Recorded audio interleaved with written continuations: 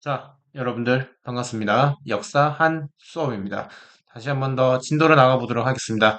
여러분들 학습지를 펼쳐봐야겠죠. 학습지는 몇 쪽이냐면요. 이제 44쪽을 펼쳐줘. 44쪽. 준비가 됐나요? 준비가 됐으면 이제 모두 화면을 보도록 하겠습니다. 자, 오늘 배울 내용은 무엇인가? 국내외에서의 독립운동에 대해서 배우도록 하겠습니다. 그 전에 우리가 저번에 배웠던 일제강점기와 관련된 문제를 간단하게 확인해 보도록 하겠습니다. 자, 첫 번째, 헌병경찰이 식민지민을 태형으로 처벌하는 모습 보인 시기는 헌병경찰 나오고요. 태형이란 말이 나오죠. 했던 시기는 1920년대 문화통치 시기냐라는 거예요. 먼저 헌병경찰의 특징이 보이고 태형을 때린다. 우리는 이거를 조선 태형령이라 했습니다. 조선 태형령. 헌병이라는 군인이 태형을 하고 있는 시기는 언제였는가? 굉장히 무단으로 강력하게 공포 통치를 실시했을 때였습니다. 우리는 그래서 이 시기를 언제라고 한다? 1910년대 무단 통치 시기다라고 볼 수가 있습니다. 그래서 정답은 X가 되겠죠, 여러분들. 자, 2번. 조선인이 보통학교에서 4년 동안 교육받던 시기는 1910년대다. 언제? 어디서요? 보통학교에서 4년 동안. 보통학교에서 4년 교육받는 건 언제다? 1910년대라는 거. 4년, 특히 4년이요. 4년 동안 무슨 교육을 받았다? 아주 기초적인 교육. 이 기초적인 뭐냐? 기본적인 언어. 스미마세, 하지메 마시테라는 기본적인 일본어와 그리고 아주 기초적인 수리, 즉 더하기 빼기 곱하기 정도 할 수 있는 거 이런 이 정도만 언제 동안 4년 동안 가르치고 졸업시켰다는 건 이때가 언제다 여러분들 1910년대 즉 무단통치 시기다라는 거 그래서 동그라미입니다. 3번 조선인이 보통학교에서 4년 동안 교육받은 시기에 그렇다면 일제는 이러한 경제정책을 했냐라는 거죠. 이 시기가 언제였다 여러분들? 바로 1910년대 무단통치 시기였다라는 거죠. 그러면 무단통치 시기에 묻는 것은 무단통치 시기에 경제정책은 뭐였냐라는 거예요. 경제정책 뭐였냐? 쌀 생산량 늘리는 정책 아니라는 거죠. 경제정책은 토지 조사 사업이었다라는 거죠. 그래서 정답은 X가 됩니다. 참고로 쌀 생산량을 늘리는 정치를 우리는 이거를 산미 증식 계획이라 했고요. 산미 증식 계획을 했을 때가 언제다 여러분들? 대답해 볼래요? 바로 1920년대 문화 통치 시기였다라는 거죠. 그래서 정답은 X가 된다. 마지막 문관총도 임명이 가능해지고 문관총도 그리고 보통경찰제 도입하던 시기에 회사 설립은 어떻게 했는가라는 거죠. 일단 이 시기가 뭔지 알아야 됩니다, 여러분들. 문관총독과 보통경찰제가 도입된 시기는 언제였다, 여러분들?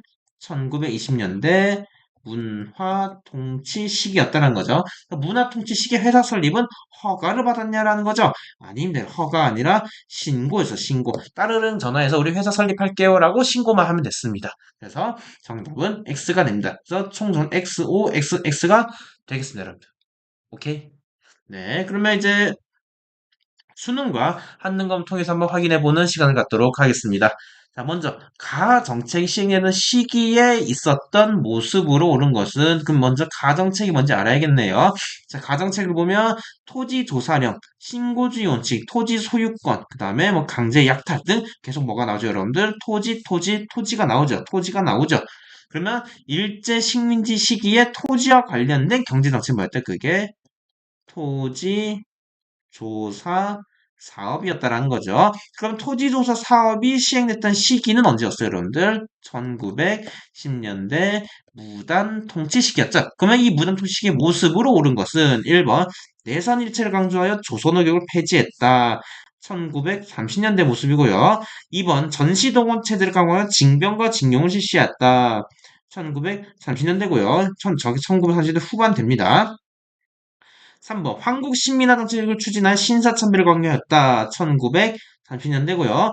4번 회사령을 통해 기업과 자본을 억제했다. 정답은 4번이 되죠, 여러분들. 5번 대륙 침략에 따른 전제 물자 생산을 위해 병참 규제를 추진했다. 이것도 1930년대입니다. 그래서 정답은 4번입니다. 회사령을 통해 이 말 자체가 여러분들 회사를 설립하기 위해서는 허가를 구해야 된다라는 의미를 담고 있습니다. 회사령이라는 자체에서 회사를 설립하기 위해서 어떻게 된다? 허가를 구해야 된다. 그게 뭐다? 회사령이다. 언제 했다? 1910년대 무단통치 시기했다. 라는 걸 알면 되겠습니다, 여러분들. 자, 38번. 다음 판결이 내려진 시기에 있었던 사실로 옳은 것을 한번 봅시다. 피고인을 태구심에 처한다. 태. 피고 박은 이가 구한국의 국권회복을 도모한다고 각지를 돌아다니며 유세한 것을 찬동하였다.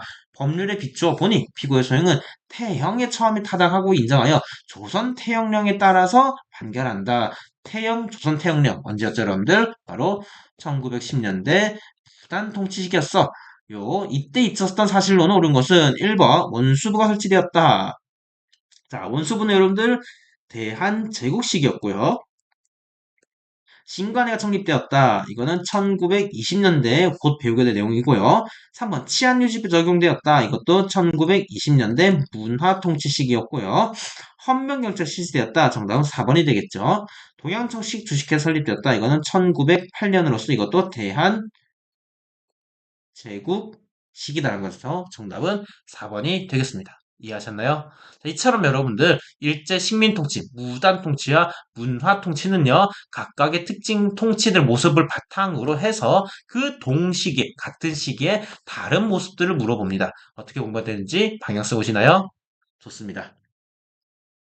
자, 오늘의 학습 목표는 총 두 개가 있습니다. 하나는 1910년대입니다. 1910년대의 주요 독립단체들을 우리 지도를 통해서 볼 겁니다. 지도를 왜 보냐? 바로 위치를 파악하기 위함이다. 라는 거고요.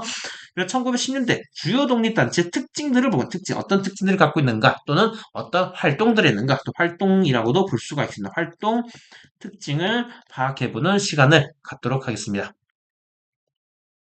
자, 첫 번째 학습법에 따라서 독립운동의 위치를 봐야 됩니다. 우리 위치는 크게 국내와 여기 보이는 국내와 그다음에 여기 보이는 국외로 나눠서 볼 수가 있습니다. 국내외에서 독립운동 활동하게 되는데 언제? 바로 1910년대입니다. 1910년대. 그 중에 먼저 국내로 들어가 보도록 해보겠습니다. 슝 들어갑니다. 자, 국내에 들어가면 대표적인 이 두 사람이 있습니다. 대표적인 두 사람. 자, 왼쪽에 보이는 사람과 오른쪽에 보이는 사람이 있습니다. 자, 왼쪽에 보이는 사람은 어떤 신분 또는 어떤 사상, 어떤 생각을 갖고 있던 사람일 것 같나요? 보면 여러분들 그냥 양반층일 것 같고요. 양반층일 것 같고 또 고지식해 보이죠? 고지식해 뭘 배운 사람? 성리학 사람입니다. 즉 옛날 사람이다. 옛날 사람 느낌이 나죠? 자, 오른쪽을 보면요. 어떤 느낌이 드나요? 굉장히 신식, 새로운 걸 배웠을 것 같고, 개화를 받아들였을 것 같고, 뭐 서양에서 배웠을 것 같죠? 왜? 머리를 자른 것부터가 좀 달라 보이죠, 여러분들.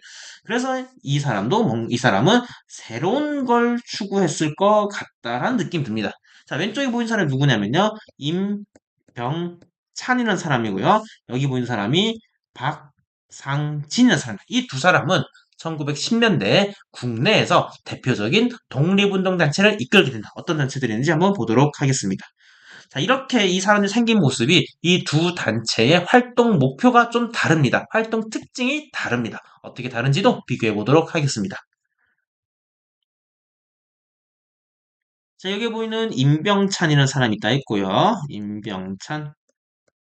여기 보이는 박상진이라는 사람이 있습니다. 먼저 임병찬이 만든 단체를 뭐라고 하냐면 독립의군부라고 부릅니다. 독립의군부. 앞에 대한을 붙이기도 합니다. 대한독립의군부. 생략해도 좋습니다. 박상진 같은 경우는 대한광복회라는 단체를 운영한 대한광복회. 자, 독립의군부의 목표가 뭔가? 독립의군부의 활동 목표는 무엇인가? 여러분들 이 사람의 생긴 모습을 고려해 볼까요? 어떤 목표를 갖고 활동했을까요? 어떤 목표?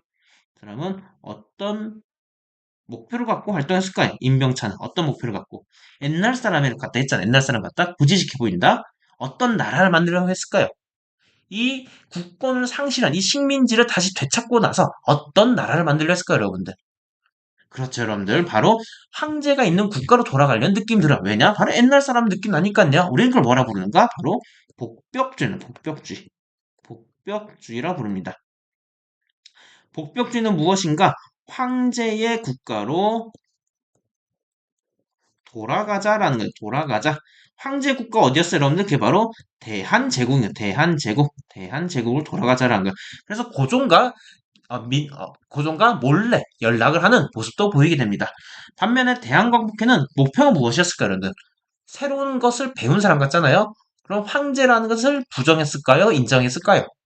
황제의 존재를 부정하게 됩니다. 그러면 황제가 없는 정치체제, 우리는 뭐라고 불렀죠? 그걸 공화주의라고 했죠. 그래서 목표는 무엇인가? 공화주의를 실현하는 게 이들의 주요 목표였습니다. 이들의 공통점 뭐냐면요. 이 식민지, 이 조선 땅에 있는 일본인들을 몰아내서 국권을 되찾고자 하는 건 똑같습니다. 그건 똑같아요. 국권을 되찾자. 다만 국권을 되찾고 난 후에 그 빈 땅 위에 일본이 떠난 그 빈 땅 위에 어떤 나라를 만들 것인가? 임병차는 황제가 있는 대한제국을 다시 돌려놓자라는 목표를 갖고 있는 거고 박상진은 어떤 나라? 황제가 없는 공화주의의 국가로 가자라고 주장하고 있는 겁니다. 자, 그렇다면 이들이 이 목표를 달성하기 위해서 어떤 활동들을 했냐, 어떤 활동들을 했는가? 임병찬 같은 경우에는 국권 반환 요구서를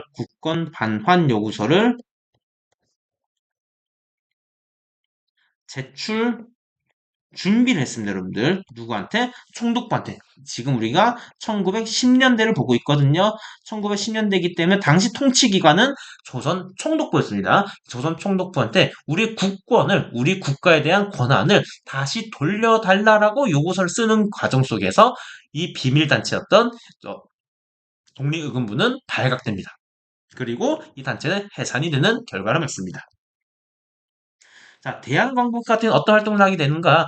주로 이제 군 자금을 모집해서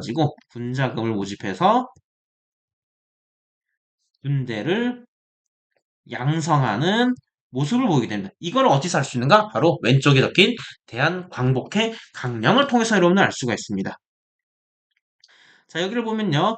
부호는 리치아, 여러분들 부자 사람들이에요. 부호의 의원 및 일본인이 불법 징선 색을 앞서요. 무엇을 준비한다? 무장을 준비한다.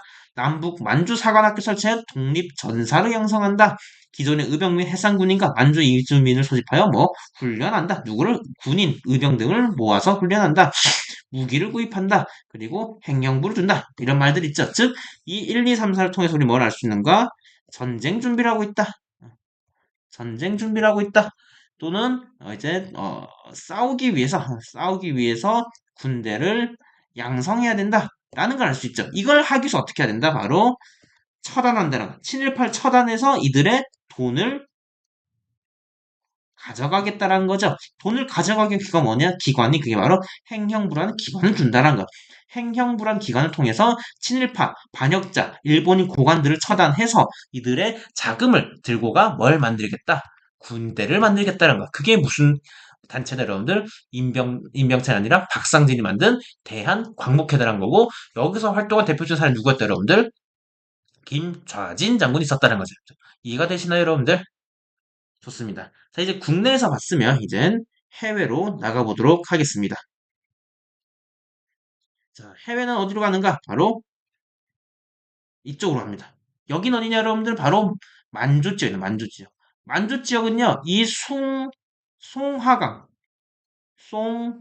송화강을 중심으로 해서 서간도와 북간도로 나눠서 볼 수가 있습니다. 먼저 서간도 같은 경우에는요, 이 삼원부라는 지역에서 대표적인 기관들이 나타나게 됩니다. 먼저 학교 기관이 있고요, 교육 기관이 있고, 그 다음에 주민들 스스로 통치하는 자치기관을 나눠서 기관들이 만들어지게 됩니다. 학교 같은 경우에는 가장 먼저 나온 게 신흥 강습소라는 학교가 만들어지게 됩니다. 이거는 추후에 신흥 무관학교로 개편이 됩니다. 신흥 무관학교로 개편이 되고 현재의 경희대학교로 이어지고 있습니다. 자치기구 같은 경우에는요, 경학사라는 게 만들어요. 경학사. 경학사라는 건 뭐냐? 즉, 이 서간도 지역에 살아가는 한민족들이 만든 자치기관이 한민족들이 모여서 스스로 통치하고 운영하기 위해 만든 회의기구다. 이렇게 보시면 되겠습니다. 이 경학사는 나중에 한족회라는 기관으로 좀 더 발전, 확대된다라고 보면 되겠고, 특히 삼원부로 갔던 사람들 누군가? 삼원부 같은 사람들은 이시영, 이회영 등 당시 신민회 회원들이 많이 넘어가서 만들었던 곳입니다, 여러분들. 배웠던 부분이에요, 여러분들. 자, 북간도 같은 경우에는 크게 두 곳입니다. 왕청이라 불리는 것과 용정이라 불리는 겁니다. 곳이 있습니다. 용정은 주로 학교가 많이 만들어져요. 어떤 학교들이냐면 명동학교라는 곳 하나와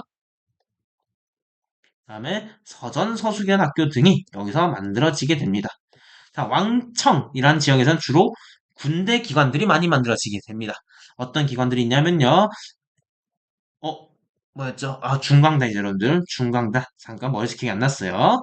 자, 중광단이라는 단체가 만들어지게 돼요. 참고로 중광단은요, 우리 저번에 배웠던 대종교 세력들이 넘어와서 만든 단체입니다. 이 중광단은 추후에 북로군정서라는 군대로 개편이 됩니다. 북로군정서 군대로 개편이 되고요. 그리고 또 다른 기관으로서 간민회라는 게 만들어지는 간민회. 간민회는 자치기관, 자치기관이 여러분들은 간민회 기관이 만들어진다라는 거. 그리고 이 러시아 연해주에는 블라디보스토크라는 도시가 있습니다. 여기에도 우리 한민족들이 넘어가서 다양한 자치기관을 만들고 활동을 했습니다. 그때 자치기관 뭐가 있냐면요. 권업회라는 기관이 있고 권업회에서는 권업신문이라는 것도 발행하게 되면서 우리 한민족들의 활동을 홍보하는 역할도 했습니다. 이 권업회는 추후에 대한광복군 정부로 개편이 되면서 조직이 점차 확대되는 모습을 보이게 됩니다. 자, 정리를 하게 되면요. 이 만주 지역, 즉 서간도와 북간도 일대에서는 허가 국감들에서는 교육하는 기관과 그다음에 자치하는 기관으로 나눠져서 다양한 단체들이 나왔다는 거예요. 특히나 서간도 지역에서는 시민의 회원들이 사문보호의 터를 잡으면서 학교에서는 군인을 양성하는 신흥강습소, 신흥무관학교, 그다음에 자치기관에서는 경학사, 한족회 등이 만들어졌고요. 용정에서는 학교 기관으로서 명동학교, 서전서술이 만들어지고 왕청 지역에서는 간민회나 중광단 등 자치기관들이 만들어졌다는 거예요. 하지만 중광단은 점차 북러군정서라는 군대 기관으로 변천하게 됩니다. 그리고 연해주 지역에서는 권업회라는 자치기관이 있었다가 이게 대한광복군 정부라는 더 큰 기관으로 확대 개편되었다라고 보면 되겠습니다.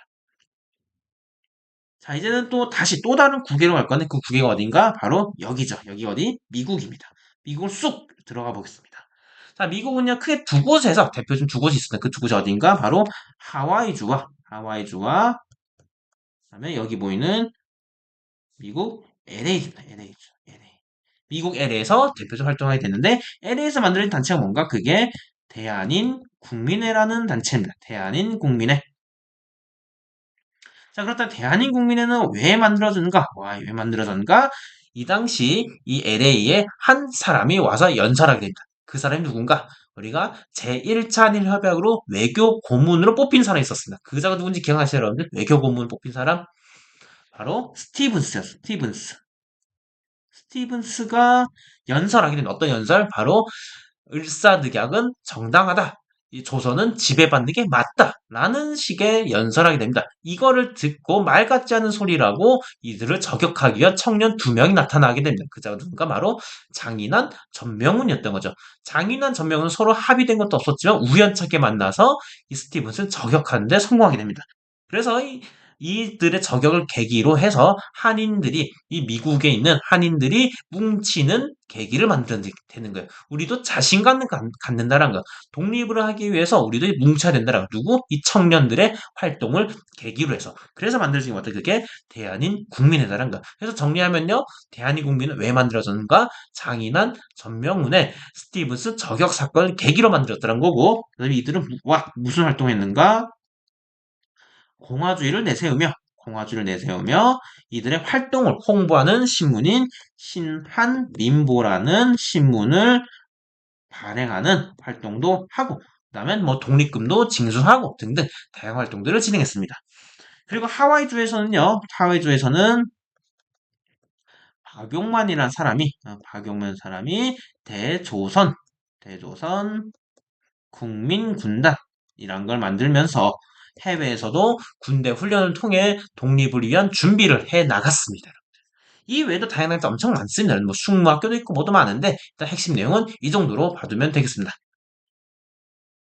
자, 지금까지 배웠던 것을 한 표로 정리해 보도록 하겠습니다. 우리는 크게 국내와 국외 지역으로 나눠서 봤습니다. 국내 지역은 평안도와 호남, 대구로 나눠서 볼 수가 있는데요. 평안도 같은 경우에는 최응원이라는 최후의 의병장이 있었습니다. 이 자가 잡히고 나서 이제는 국내의 다양한 활동들은 더욱 비밀스럽게 운영되었습니다. 그 대표적인 비밀단체가 무엇인가? 임병찬이 만든 무엇이다? 독립 의군부라는 거죠. 독립군부는 뭘 실현하고자 했다, 여러분들? 다시 대한제국으로 돌아가자는 복벽주의를 실현하고자 하는 특징이 보였고요. 그 다음에 그에 반면 박상진, 마치 개환물을 먹은 새로운 신문물을 배웠던 것처럼 보이는 박상진이 이끌어 단체 뭐다, 여러분들?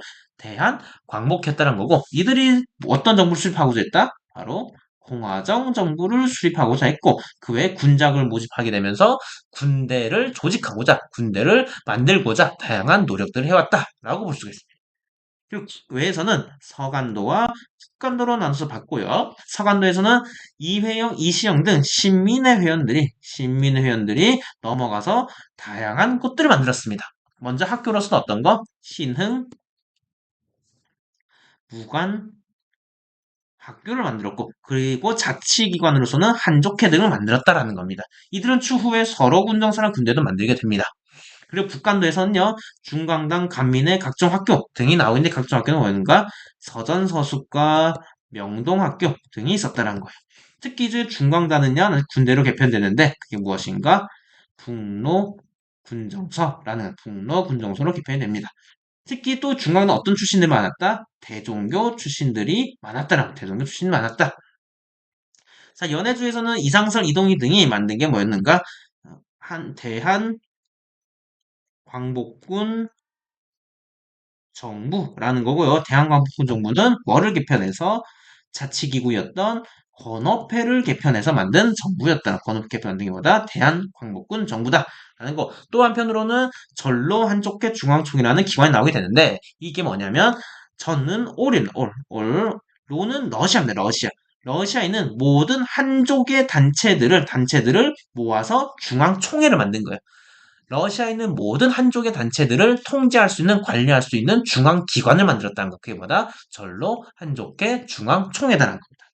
그리고 미국에서는 이승만을 중심으로 해서 만든 게 대한인 국민회라는 게 있더란 거고, 이건 특히 LA였다는 거죠. 그리고 대조선 국민군단은 하와이에서 만든 것으로서 박용환이 중심이 되었다라는, 박용환 중심으로 해서 만들었었다라는 거 이렇게 정리할 수 있겠습니다. 자, 해서 오늘 수업은 여기까지 진행하도록 하겠습니다, 여러분들. 많이 내용이 어렵고 비슷한 단체는 많겠지만 꾸준한 복습과 다시 한 번 더 읽어보고 또한 하얀 종이에 내가 오늘 배운 게 무엇인지 일단 막 써보다 보면요. 내가 막히는 부분이 있고 분명 내가 잘 안 되는 부분이 있습니다. 그런 부분을 채워나가면 여러분들이 분명히 한층 더 성장해 나갈 수 있을 것 같습니다. 자, 그렇다면 오늘 영상은 여기까지 하도록 하겠습니다. 모두 다 이만.